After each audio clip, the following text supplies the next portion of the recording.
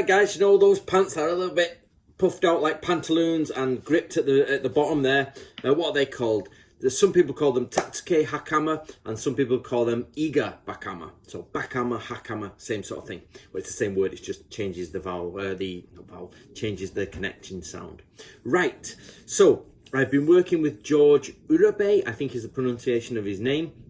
And he's one of my students, my Natori students, and he's really helpful. He speaks Portuguese, and we've been looking at a 1603 Portuguese dictionary of words. So this is Sengoku period. And by that I mean, even if you class the Edo period starting in 1600, this dictionary is being made in the 1500s and is finally released in 1603. So it's been started at least in 1590. So we look for Tsuke Hakama, basically the different types of it, and it's not there in the 1600s. Well, not in this dictionary anyway, but it's Tatsuke. To be honest, the word I never know. I know it's a common word, but I always use Igabakama. Always I've used that, and just by coincidence, and now it turns out it might be the older word. So I always forget what the other one. I have to ask Andrew what the name was he uses.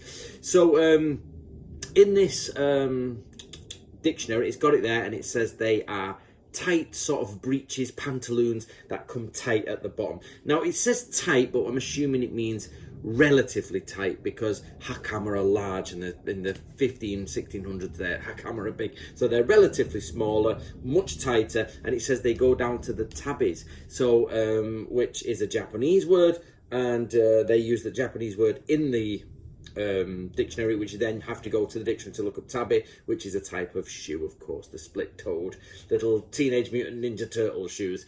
So that's the samurai pants. These are often misunderstood to be ninja pants. They're actually just pants for traveling, working in sort of samurai times. And what I don't know about these pants is the social connotations of wearing them.